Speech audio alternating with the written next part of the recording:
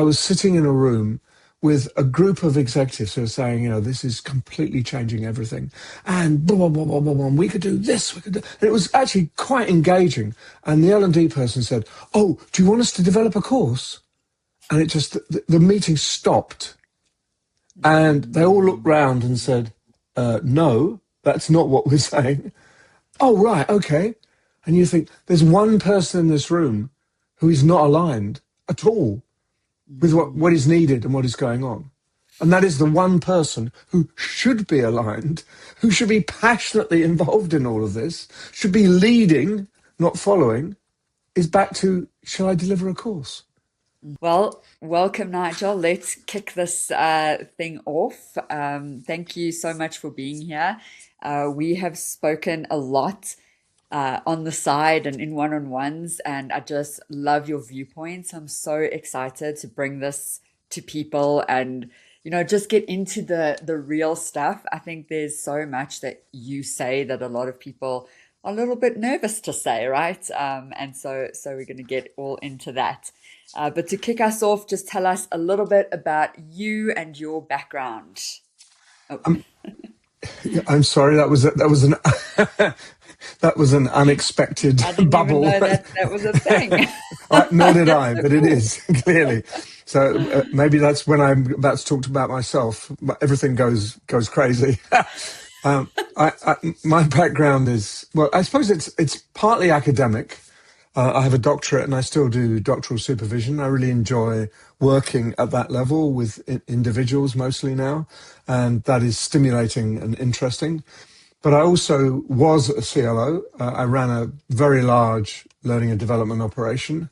And when I left that, I started my own business, and that has kept me going for 15 or 16 years. And essentially, that is working with organizations. I think if I want one word, the word is transformation.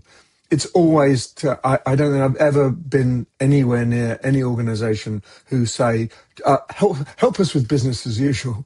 They always want to change it up and change it up in a big way. And I do it, and I've done that in a variety of ways.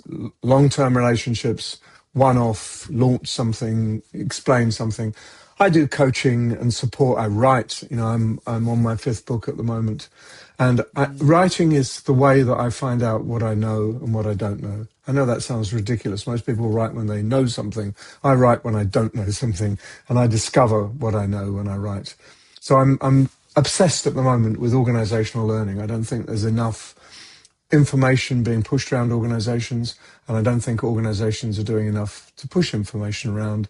And in a time like we live in, where speed is of the optimum, the idea that somebody knows something and someone else hasn't got a clue strikes me as absolutely insane. So I'm doing a lot of work with organizations who kind of get that. And I'm not doing very much with organizations who say, oh, well, we're fine with focusing on individuals and individual performance targets and individual KPIs. That's all good. That's all good. Off you go then and do it. Yeah. Because that's not what I'm interested in. So I have my fads and fashions, but I usually work, I think, with the trend. I work with what is going on out there, and everything I do is anchored in research-based evidence and also in just my experience of being live in the world, essentially. And that's what I enjoy. So every week is a different challenge. Every year is a transformation. But that's quite exciting. I can live with that. Yeah. I love that. And this is absolutely why we're speaking today, because that word transformation is absolutely where we need to dig into, and just some insight in what I have been doing in the last, I don't know, let's call it just 2 weeks. I mean, obviously my whole career, but in the last 2 weeks, I've really been digging into it because I'm helping my client work through, it's just going to be called working in a complex world and leading in a complex world. So I'm just helping them grapple with all of this stuff. And so over the last month or just less, I've really been digging into the data, and there's never been a more important time for the people, the people developing people, learning and development, talent development, whatever we're calling it these days. So yeah, let's dig into that. Okay. Good. So love to. Yes, and I do have a few questions that we'll run through, but this is definitely more of a conversation. All right, so let's paint this picture, Nigel. You've, you know, you've said learning and development's view of the world, it's increasingly divergent from the organizations. What does that gap look like from where you sit? First of all, I have to qualify and say not every organization, but a worrying number of organizations. What it looks like, I really noticed the beginning of the divergence at the beginning of the AI, well, what do we call it, tsunami, where I talked to lots of L&D who were saying, we love AI. We're cutting the time to content development by 60%. We're cutting the cost of an hour of learning material by 80%. This is amazing. And I said, what about the rest of the organization? How are they coping with it? Oh, I think they're just doing their thing. They're working with it too. But we love this. This is so helpful to us. And I thought, no one cares. Absolutely no one cares. A bit of content delivered 60% faster when we probably don't need to develop any content anymore. And the fact that you're the learning team in an organization which is screaming out, help us, we need learning, we need to work this out. And you're saying, oh no, we're all right. You just get on and sort it out yourself. So the greatest opportunity to reposition at the heart of the organization, to go to the CEO and say, we know how to do this. We can get you up and running with AI. We've got lots of ideas and we can put together communities of practice. We can help with learning groups. We can share knowledge around the place. No, let's develop some content. And I think that nadir of all of this was when I was sitting in a room with a group of executives who are saying, this is completely changing everything. And blah, blah, blah, blah, blah, blah. We could do this. We could do. And it was actually quite engaging. And the L&D person said, oh, do you want us to develop a course? And it just, the meeting stopped. And they all looked round and said, no, that's not what we're saying. Oh, right, okay. And you think, there's one person in this room who is not aligned at all with what is needed and what is going on. And that is the one person who should be aligned, who should be passionately involved in all of this, should be leading, not following, is back to, shall I deliver a course? What? Who knows whether we need many courses in the future? You love Claude. You go and talk to Claude and say, Claude, I'm really interested in learning about X. Could you help me? I've only got about 15 minutes a day, but I think if in 6 weeks at 15 minutes a day, I could get somewhere. Could you shape that for me? No problem, Candice. Here we are. There it is. Let me know how it goes. And you say, well, that didn't really work on day 1 and 2. It's a bit too simple. Can you do something? Oh, of course we can do that. So you've got kind of instant content. Why would you need to spend 6 weeks designing content when it exists? The key is, I once talked to someone when Stanford started giving away all its lecture material, and people said, you're crazy, this is your intellectual property. And they said, no, you don't understand. People will always want to come to Stanford, not for the material, but for the conversation. And that really went bang. I thought, yes, we pay for the conversation. And that's where L&D can help. They can help generate massive numbers of conversations all around the organization. Make it human, bring in the human beings.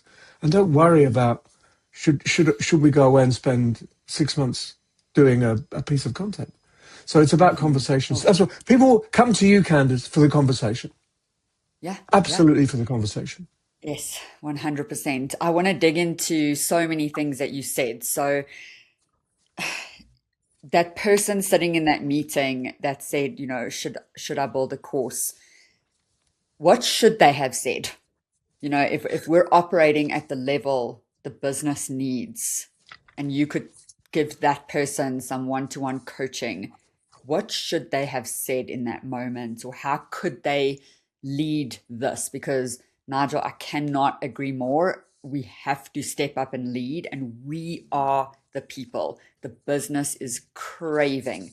Upskilling is number one on the CEO's agenda. Craving is the word. It's Yeah. us, but So, it's not content, yeah. right? So What I what would would you say, say to that person? first thing I would say is if I was in that room, I would have said, I couldn't agree with you more. This is a massive challenge for us, but it's going to be won or lost with human beings, not with technology. Technology equalizes everybody, every company. What makes us different is our people. I will help you maximize your people's contribution to this to make it a success. Immediately, you've got a CEO going, yes, that's right.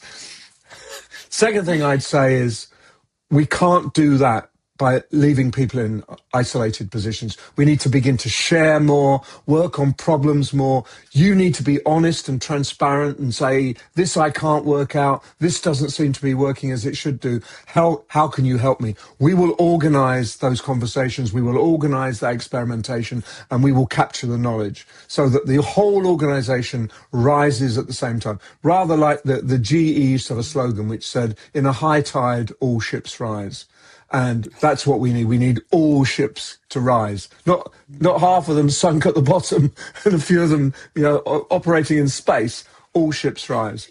And if you have that conversation, you've got the CEO is totally on your side and likely would say, so go away and come back and tell me what that would look like and how much it would cost and when can you start? And the third point you make is, well, to be honest with you, the answer to the third question is we start today.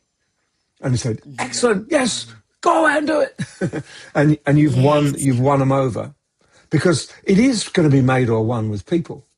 I don't care how super duper wonderful Claude is. The use of Claude in an organization will be how it impacts the workflow. That is managed by people. How it goes into the workflow and out of the workflow. It's all about people. So I think we're moving into an age of people. They're much more important. It used to be only technology was important. Now I think only people are important because the technology will be taken for granted. It's given. Yeah. It's there. It's equal to everyone. That if you use Claude and I use Claude, the only difference is me and you. Nothing else. It's not this is a special Candice edition of Claude. No, it's not. It's the exact identical. So you could be massively successful and productive. I could be hopeless and unproductive. The difference is me and you. Nothing to do with poor old Claude. It's not Claude's fault. So therefore, you need to maximize the people element. And stop on being afraid. I met a woman who had resigned from her company. And I said, why? She said, well, they were asking me to work with AI. And I said, right, okay, well, why did you resign? And she said, because I know what they were doing. They were just getting me to work with AI. So AI would suck all my knowledge out and then they'd replace me anyway. So I jumped first. And I said, are you sure? Well, that's what they want. That's what they want to do. They just want to replace people. So they're in that statement. They just want to replace people is a whole legacy of terrible communication, of a lack of involvement, a lack of consultation, and a lack of vision. And an L&D team should have been in there with the communication, the consultation, and the vision. And someone has to be talking to people and saying, these are the key issues that the staff are telling us, or in the marketing department, this is what they're worried. Someone needs to be in there with the staff. And I think that should be L&D because they understand these issues. They understand the technology stuff and they understand the human stuff. And that is such a useful role. My goodness. The person who comes up from the depths to the surface and says, these are three things you're going to have to worry about is the person carrying the gold. Yeah. 100%. Yeah. So, Oh my gosh, Nigel, you and me can speak like probably for the rest of our lives on this stuff because like we even probably as could. you're speaking, I'm getting so excited. I'm like, oh my gosh, it is our moment. And I've been saying this for so long, but I promise you, it's not just you or it's not our opinion, right? It's not you and me being biased. It is like literally backed up by the stats. Companies Exactly, are by the stats. 1.6 times more likely to fail if they're leading with AI rather than the human, right? Yes, I mean, it's just yes. like all It's over the place obvious. and it's getting Yeah, slapped in our faces. What do you yeah. think is like, why are we stuck, right? Like, plenty of people watching here would feel that term order taker, right? It's like one of the most overused terms in our industry. I want to understand from you that, yeah, I don't think it's that they can't lead. It's that maybe they don't know that next step, or you just said, Yeah. you know, these are the three things you need to be worried about. How do we get to those three things? First of all, I think mentally you have to adjust to the fact that we had a pretty stable organizational structure for the last maybe 40 or 50 years. Mhm. Pretty much hierarchy, information being passed relatively slowly up and down the hierarchy, validation at one level or two levels up before you could really do anything. People focused more and more on their own, sitting there on their own laptop, doing their own work with not even paying any attention to the person next door to them, let alone someone in Singapore. And that has been bought into by L&D, and therefore they perpetuate the model. And what I'm suggesting is that we're in a new age now. We've got to smash up the old model, and L&D has to be wielding the hammer. And they're not wielding the hammer at the moment. They're kind of sticking plaster, trying to patch up all the paper over the cracks, and the cracks are going to get worse and worse and worse. And those organisations that don't understand that they have to really remake themselves for a new age are crazy. It's just like if you imagine mass production when Ford created the first mass production line and the world changed, and you still had, I would say, I don't know, maybe the majority, but you still had thousands and thousands of companies who looked at what Ford was doing and said, we'll just carry on banging nails and we'll carry on doing this.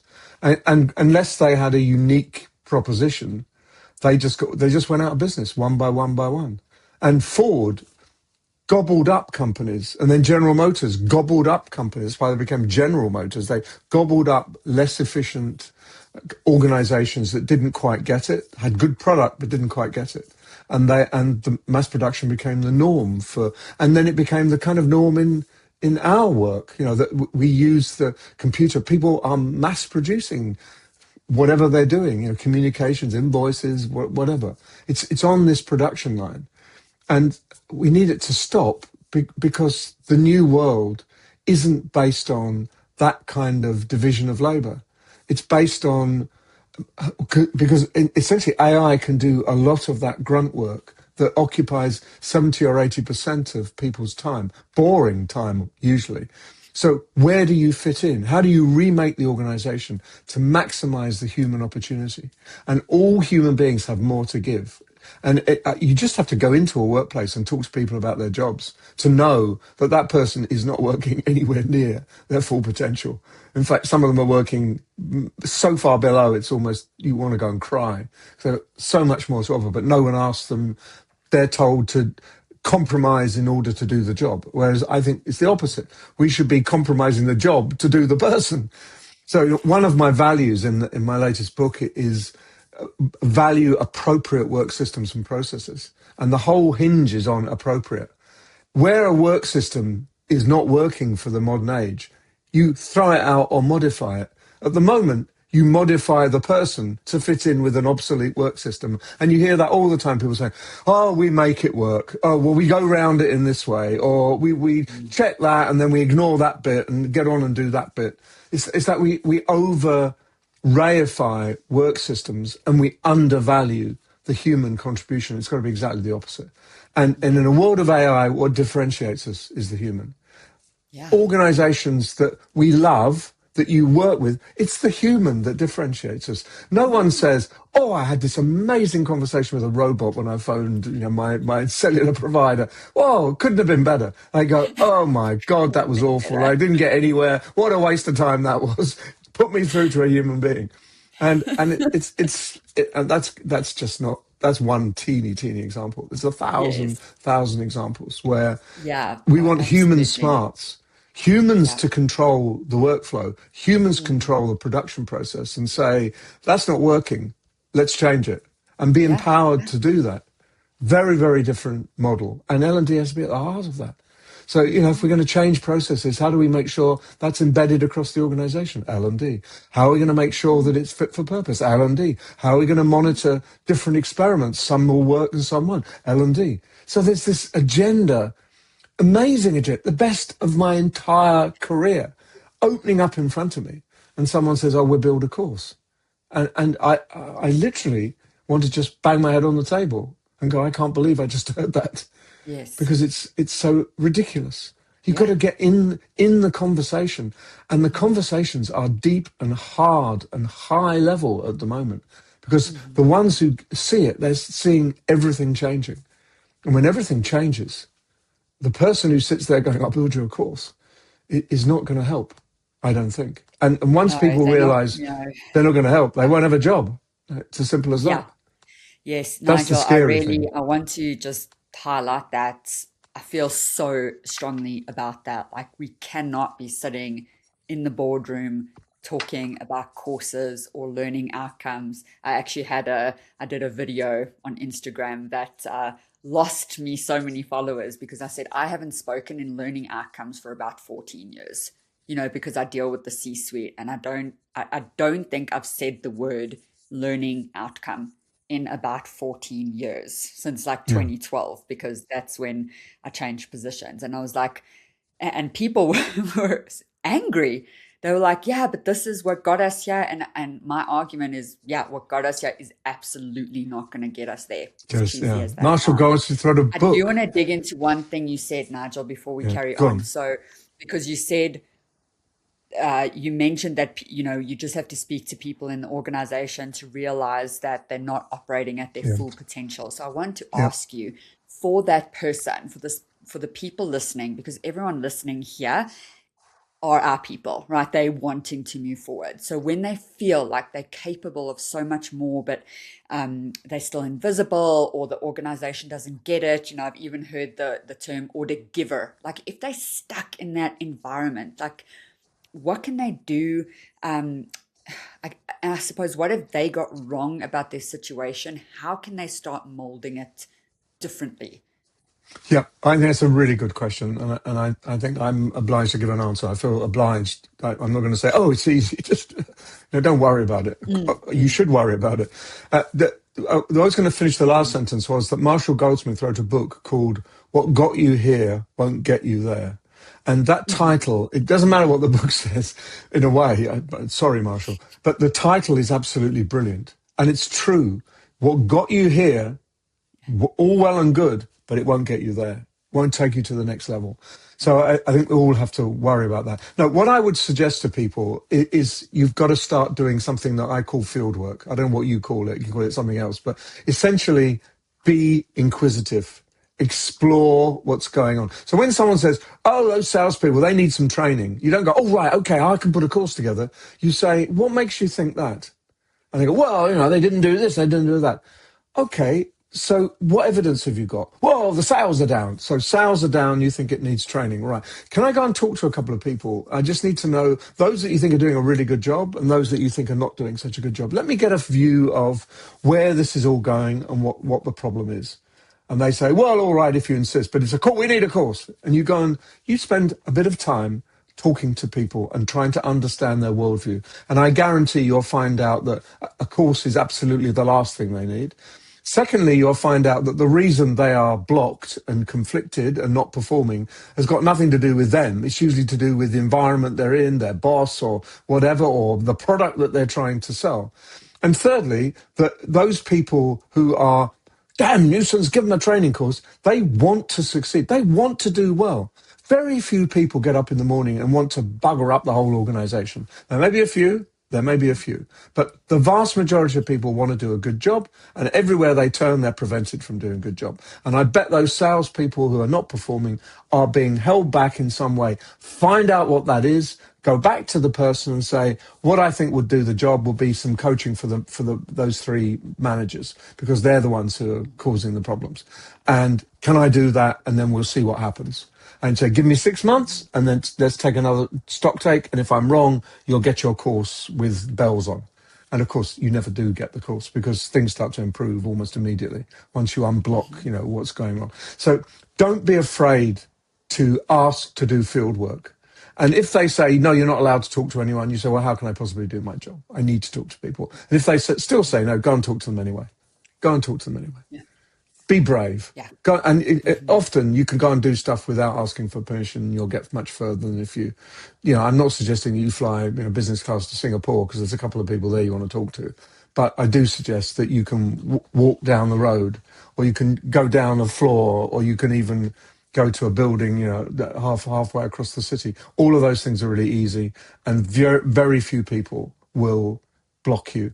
And you know enough people, you've got a network, so that if you need to talk to these people, you will know someone who can help. You phone them up and say, I desperately need to talk to these two people. Would you facilitate? Would you open the door for me? Would you be there maybe to introduce me? And how long reasonably can I have? Would 20 minutes be a reasonable amount of time? Oh, no, no, make it 15. All right, I'll do it in 15. Would you help? And most people want to help, want to do things, want to open up. And in 15 minutes, you can get a whole new worldview. I guarantee it. You might not have all the data you need, but you'll get a whole new worldview. And that's where you start from. And then you go Yeah. back to the person who's saying, give them a course. And you say, that's not what I think we need. And they'll either accept that, or they'll storm off in a funk and say, I don't care what you say. We're going to do the and then you've got an issue. Then you've got a challenge. And I think you should carry on challenging. And if they say, your job is to provide courses, that's your job, full stop. Start looking for another job yourself, because that's until they fire that person, they're going to block you forever because they just don't get it. But I would, I would write the report saying this is what's needed, and if this person is blocking you, go above them. And it may annoy a few people, but once the right people look at this and go, well, this is obvious. Look at the data he's got. And they'll just say, go ahead. And you may have made an enemy for life, but often that person is on the way out anyway, because they're just not being helpful. So you're in a combat zone. I'm afraid you're in a combat zone to redefine your role, your team's role, and to play a part. But I think it's worth having a go, because if you don't, Yeah. the door will be closed. They'll say goodbye. We don't need you anymore. What have you contributed? You're not part of the transformation. So if you're not proactive, the organization will be proactive, and often the exit door is what beckons. So it's worth it. You've got very little to lose. What I'm saying is, stakes are so high, you've got very little to lose. And you can come back to me and say, you told me that. Well, you ruined my life. But I don't think so. I think most people would come back and say, that was the bridge. That was the one that took me from here to where I needed to be. That's the Marshall Goldsmith leap, from what got you here to what will get you there. Because things are changing so rapidly. I cannot believe that anyone in their right mind would say, oh, just keep doing what you're supposed to do. Keep doing what you always did. Because keep doing what you always did will not just collapse your job, it'll collapse the whole organization. And I think we're going to see that. We're going to see organizations failing on a very large scale, and others succeeding on a spectacular scale, without necessarily having to massively reinvest. Just get it all right, change the system and processes, build AI into the workflow, and you suddenly massively increase productivity. Massive. Yeah. So it's exciting. And it's all through the It's people exciting. teams. That is, It is. Yeah. yeah, It's great. I yeah. wake up And excited every morning. yes, I know. I loved what you said is we're holding the hammer. I mean, and we are. We Yes. must Yes. take that hammer. And I've been in that exact situation that you were describing, where my manager, I said, let me go out into the field, get an understanding of what the people need, and she said no. And I, in hindsight, realized it's because she was nervous, like she was not Yes. adapting, right? Like she was like, okay, build this course, Candace, where is the slide deck, Candace? And I was like, Yeah. this is not what we need. This is going Yeah. to be the biggest waste of my time. Yeah. Like I even said to her, I said, you pay me too much to do this. Like I'm Yeah. just not, so anyway, so I have definitely pushed back. I've been in that combat zone for sure. Yes. All right, I want to Yes. flip And it is a combat zone, but it's winnable. yes, You'd agree with me that it's a winnable yes, zone. I do. It's not. Yes, It's not the yes, but zone, the you have suicide to. zone. It's Yeah, exactly. yeah, but you have to, because building the courses, the company is going to realize, oh, hold on a second, we don't Yeah. need this, We don't and need that's this all stuff. she does. So Yeah. do we need We her? don't need No. her. But if you're That's the next flipping the stop. script already, yeah, yeah, And when Okay, you so leave, having been told that you're not needed anymore, you go to the next company. They say, "What have you done?" Well, I built lots of courses. That's not what we need, and yeah, you're in trouble. Whereas if you say, "Well, I did build lots of courses, and since then I've done this and this and this and this, and I've broadened this and I've built that," blah, you go, "Wow, you're just the person we need. Come yeah, over." So I'm about building really exciting roles, not destroying yeah, jobs. yeah, yeah. All right, let's flip the lens a little bit to what's currently out there. So, this it's literally I'm going to hand the floor to you to take rip, I suppose, use that hammer.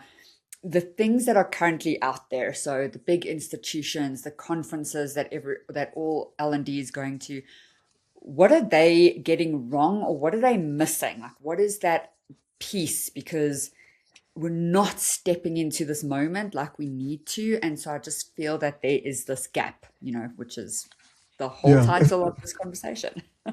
It is. If I was building a conference, I wouldn't just have L&D people talking. It's like a echo chamber talking to themselves.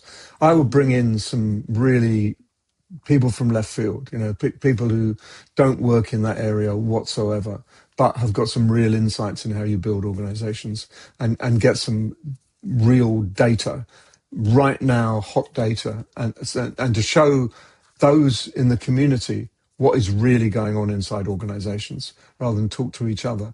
And I also think that you have to be well and truly conscious of the tech stack. The tech stack is under deconstruction at the moment. And it's very interesting. All the big tech providers are all fighting each other at the moment to try to get some primacy. But the idea of standalone L&D tech is less and less sustainable. Organizations are saying we need a whole talent, HR, people management stuff, and it's all got to be integrated. And we move from some kind of issue individually, skills issue, through to some kind of issue structurally with the organization or some kind of systems issue. And we work on all of those things together and the data is held centrally. So we're drawing on a much wider range of data, I think, now. And therefore we can come up with much more imaginative solutions unless we say, we have a hammer, everything looks like a nail. I think that's the really poor response. You've got to say, we have a hammer, let's smash a few things up, not let's look for nails that are nice and simple to bang in, because that's not what we want. So No. it's the again, it's like organizations are going into jelly now. They're desolidifying, and all bets are off, and that's great, because where organizations are wobbly, you can come in and you can build some of the new reinforcements, and you can help solidify and define what work looks like over the next 3 or 4 years. And that is nothing more could be more exciting than redefining work. What is the purpose of work? What is the purpose of people at work? And what is their purpose in working? Great things to consider that we didn't dare before. We just said, get on with it, basically. Yes, it's boring, but it needs to be done. Just do it. Now we say, yes, it's boring. Claude can do that, and we'll get on to the interesting stuff. But you've got to be ready for the interesting stuff. You've got to have ideas. You've got to experiment. You've got to know what the interesting stuff is to be able to deliver it. But that's the opportunity, I think, and it's just a terrific opportunity, Yeah. I believe. Yes. Yes. And in terms of talent developments, you have once said to me, and I captured this, it's all there for everyone. And what you meant by that is why something built for everyone ends up being useful to no one, right? Like, and I think that's the environment that we're in at the moment and why I feel like there is this gap. So what did you, There so is a just, gap. dig into I that, don't know. bring people Yes. into that conversation we had. Well, I have no idea how anybody can sit back and say, no, skills are going to last me to the end of my career. I'm fine. I'm really good. I'm excellent at what I do. I've got no worries about skills gap. Everybody on this planet who's at work is terrified about the skills gap and whether they'll be obsolete, made obsolete, being pushed out, or unable to make the leap and the climb forward. And that is just terrifying for lots of people. And a lot of the resistance that we're getting, a lot of the people wanting to burn down the machines, it's fear that's driving them. It's not intellectual, robust debate. It's naked fear. If we smash it all up, refuse to comply, don't do the job properly, ignore the AI, everything will carry on as normal. And the answer is no, you won't. You just build in the doom. So therefore, we need to look at where the skills gaps are. And I believe these are issues that need to be shared collectively in context. Skills, the thing that frustrates me about the skills development debate is that when people see them as unique, this is a generic skill that we all need. The truth is that as soon as you get anywhere near work, the skill operates in context. So it's the context that's really important. And the best people to deal with that are the teams. If you say, this is where we need to go to, you need to go to as a team, work it out yourself. They can work it out. And there are plenty of organizations where they've got self-driving, self-motivated, self-directed teams building the skills for tomorrow conspicuously and consistently within the workflow. And as they get the new skills, they put them into the workflow. So work changes, work improves. And that is the way forward. It's not something that you step outside the organization, get your skills sorted out, get your skills passport, go back into the organization. Oh my God, they're all obsolete now. I'll get out there and get another passport. You've got to do it in work, in context. And when that is happening really successfully, people love it because the sense is, hey, I'm learning, I'm growing, and I'm being made relevant and employable for the foreseeable future. I'm not going to be made redundant because this stuff is really important and the skills we're developing are critical for the future. But don't impose it on people. Let them come to those terms and come to those conclusions and do it on their own terms and in their own terms. Because teams are powerful agents.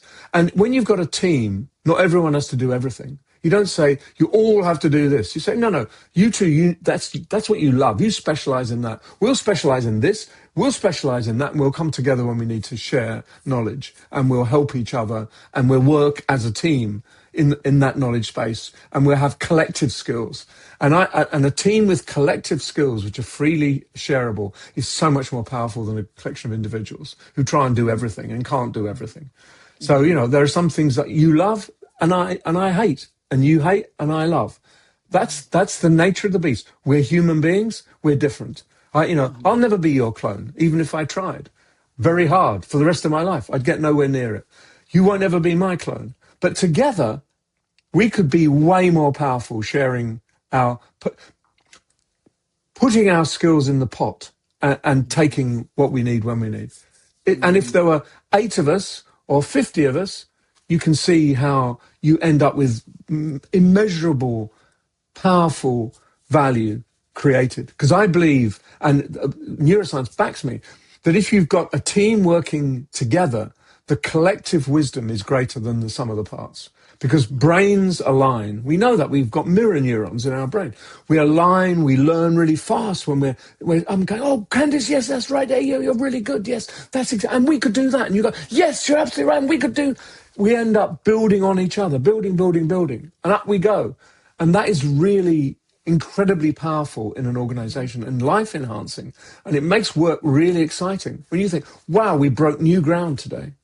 And not one of us can take the claim. It's all of us did this together. Yes. And there are some things that are done by individuals, but most things are done collectively.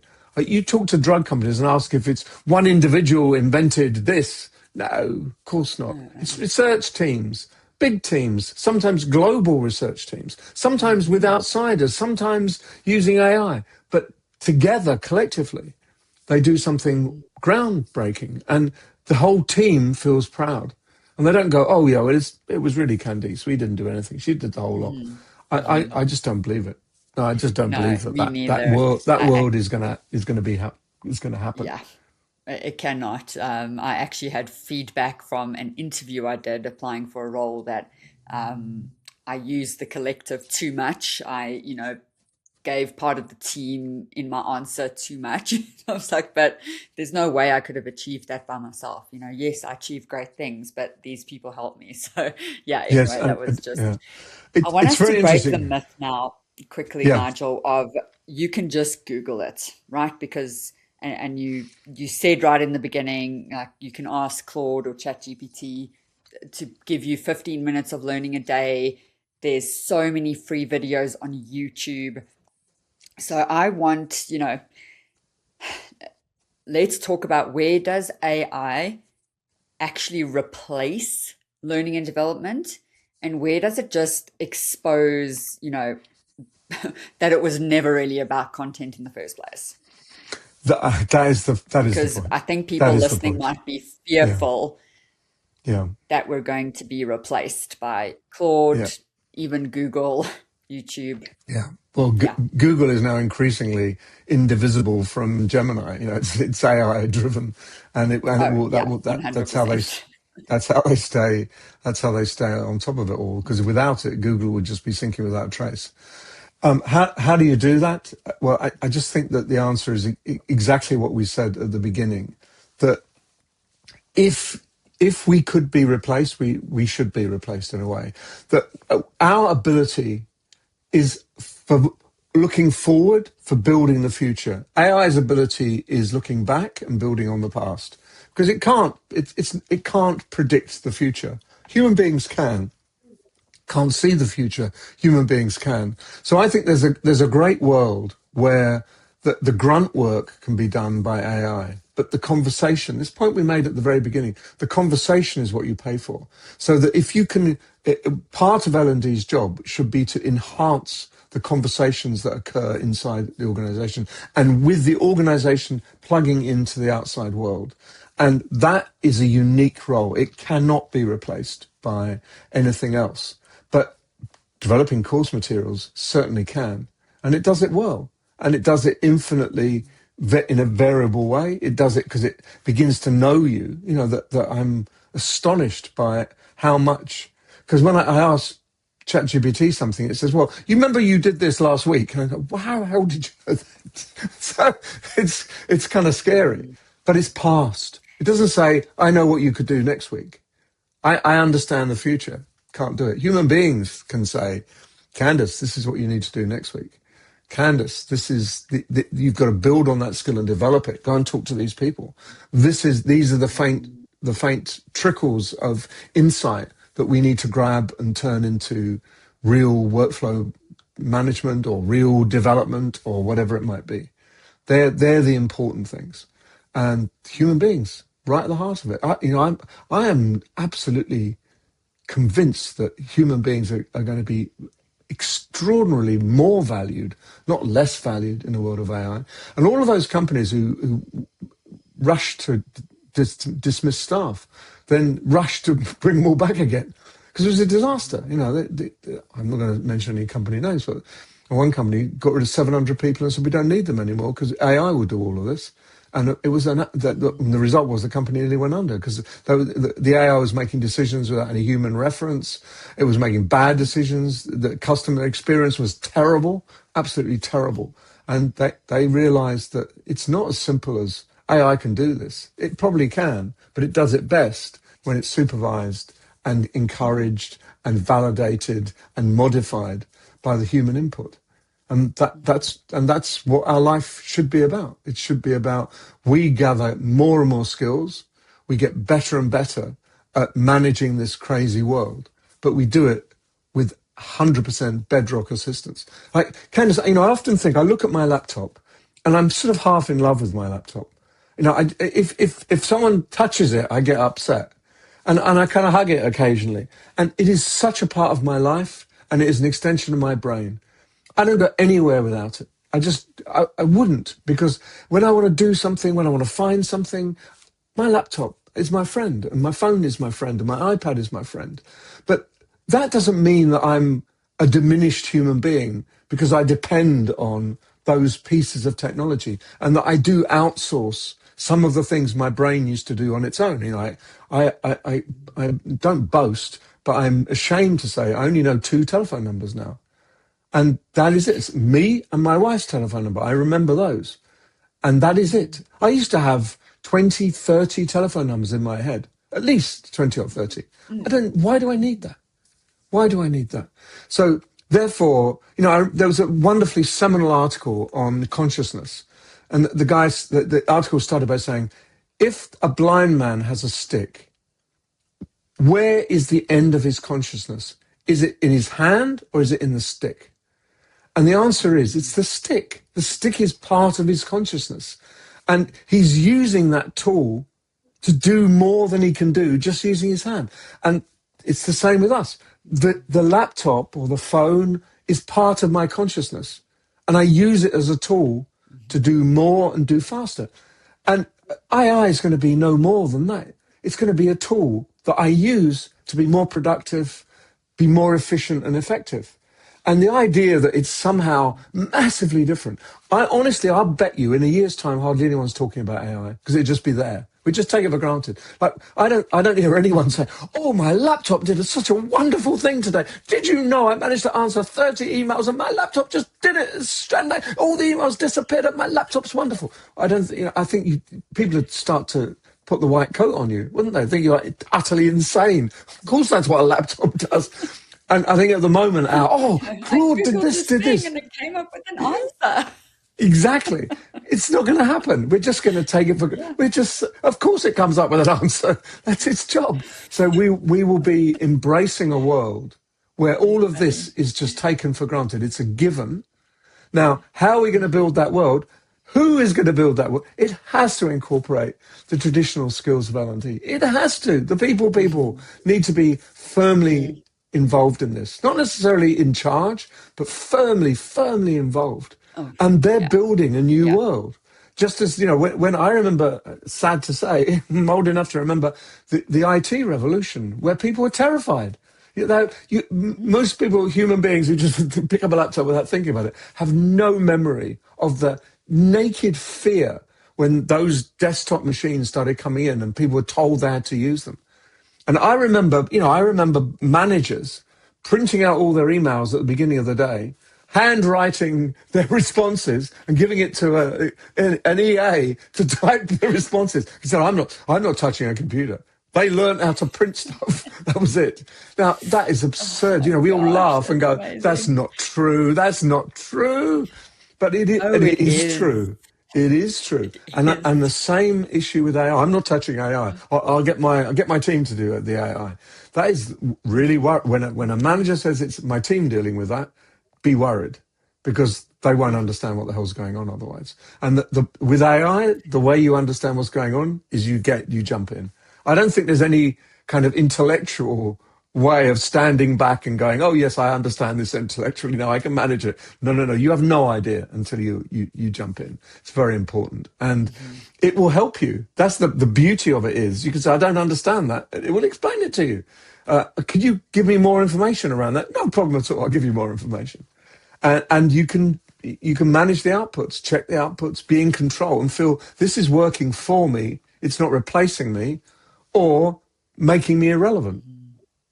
My laptop on its own doesn't. If I go, laptop, do this, it's still just a lump of metal, basically, metal and silicon.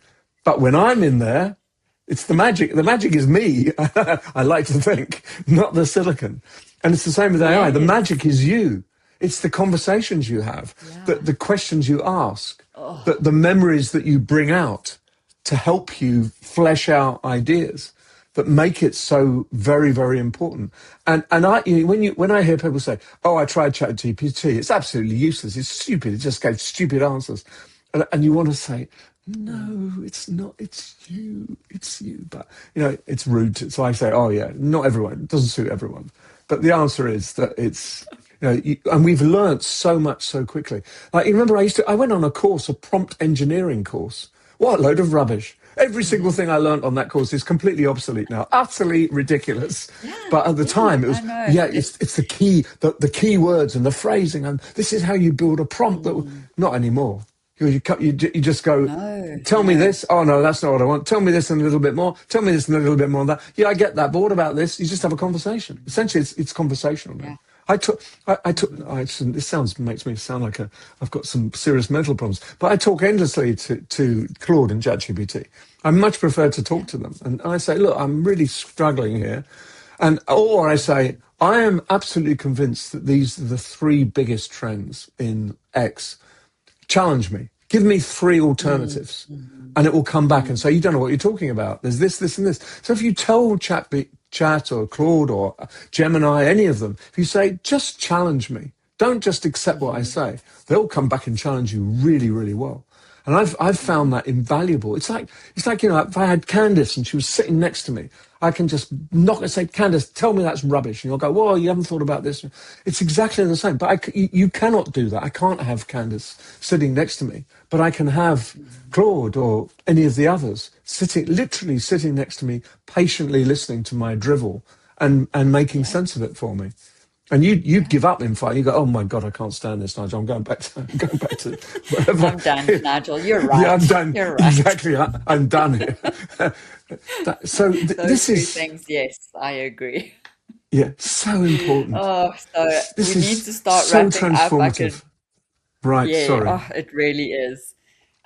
All right, there's a few things that I just want to highlight before I'm going to ask you the very final question, which will be bringing everything together. But I Okay. actually, oh my gosh, I'm going to lean so heavily into it's the people era, right? We're done with Yes, the it industrial is. era and now we're in the people era. And I Yes. just, I I 100% love agree that with you. so much. And then you also said you are the magic, right? With AI, the Yes. person is the magic.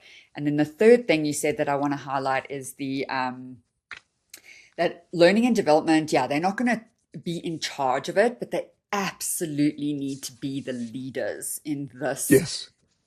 breaking down this, like you said, the jelly of the workplace and like rebuilding it. And what Yes. an opportunity. It is so exciting. Like It, I literally, I say it all the time, but honestly, I can't wait to get up and get to my work every yes. single day of my life because it's so energizing and it is all about the people. And I love It that. is. So the last Yes, it question I'm is. going to ask you, which really is a like a summary question, you've answered it bits and pieces here, so maybe give the three things or your top takeaways. But you're the one that named this bridge, right? And if the gap is the problem, what is on the other side? So let's paint the picture. Like, what does it look like for someone who has crossed this bridge and is now on the other side, actually doing the work differently? Paint that picture for us, and then we will wrap up. The picture I would paint is really two words in a sense, from disengagement to engagement. So and from separate to being part of the collective whole. So that instead of seeing your role, my job is L&D, putting together the skills, building the skills necessary for the organization at appropriate times, all of that stuff. It's the opposite. It's together we are building a new organization, and I have an incredibly important role in that process, but I'm not the only sole architect. So I'm part of a massive team. I'm part of the thought processes which go into that rebuilding, and I'm part of the experimentation. I don't know everything. I might get things wrong, but that's like everyone else. But we sit down, and when we talk with finance, we talk with marketing, we talk with L&D, we talk with HR, we talk with talent. So all of us come together and say, how do we build the people that we need to be able to take this organization through for the next 5 years in a world of AI where everything is going to change? And that should make you really energized. So instead of being inward facing into L&D, you're outward facing into the organization and perhaps outward facing into the world. So you can bring insight back and say, this is what's happening there. I talked to so-and-so from this company. This is really interesting stuff. So therefore, it's a new opportunity to re-engage with the workforce as a whole and with the leadership as a whole. And this offer is withdrawn shortly. It's there on the table. Grab it while you can. That would be my message. And if it's not on the table, make it on the table. Make it by your interventions, your commentary, this is what's needed. This is my analysis. So if no one's asking, you answer the question that no one's asking you. So what question would I like the CEO to ask me? Right. She's not asked me. I'll answer it anyway.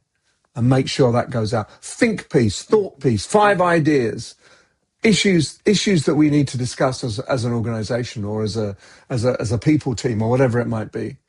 Get on the agenda. That's the most important thing. And once you're on the agenda, you start to be part of the agenda.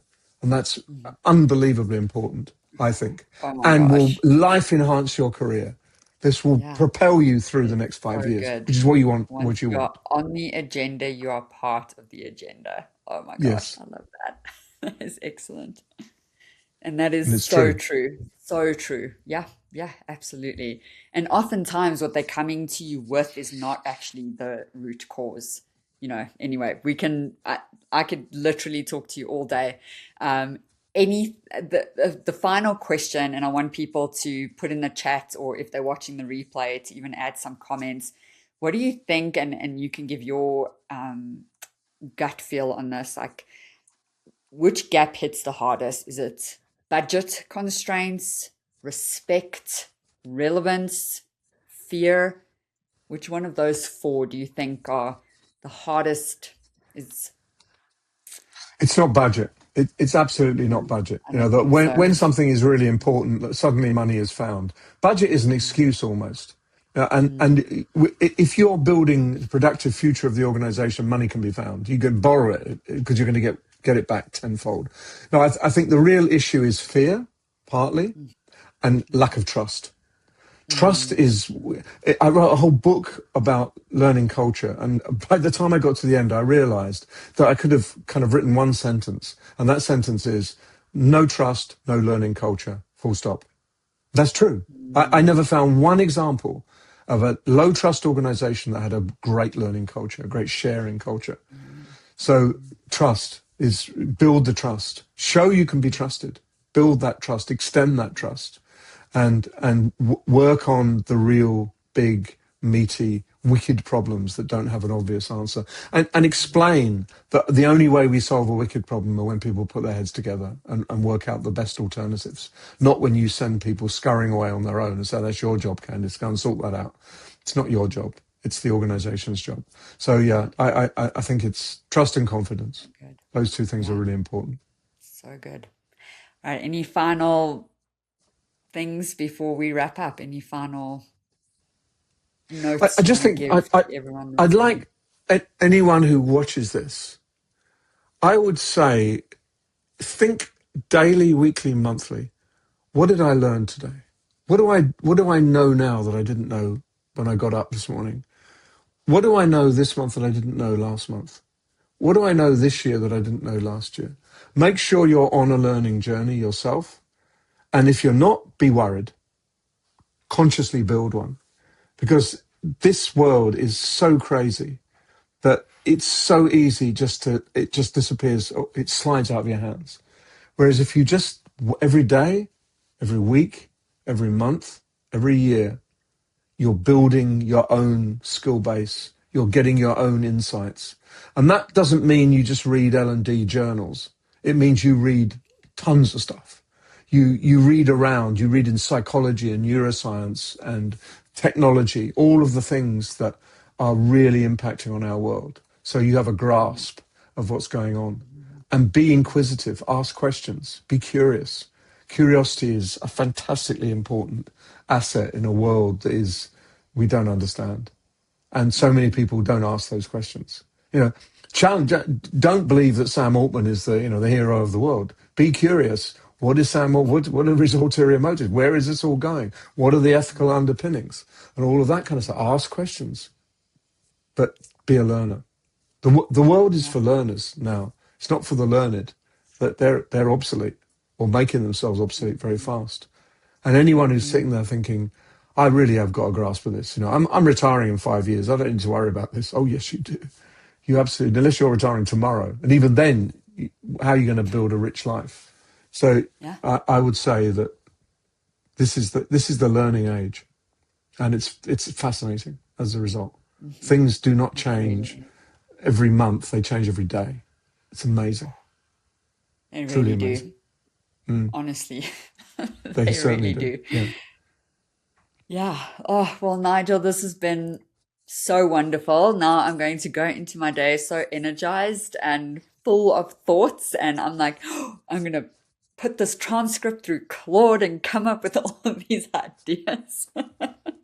So thank you so much. This has Claude will been help. wonderful. Candice, thank you very much. And I'm sorry about the technical problems at the beginning. I take No full worries. ownership. No Well, worries at all. it's not my fault, but if I take full ownership of that. Ah, Blame it Claude. always happens. I'm sure Yes, some of blame it's Claude. Claude's fault. Thanks a lot, Candice. Take care. Look Bye. after yourself, and thanks for the Yes. conversation. I appreciate it. Yes. Thank you so much. Bye.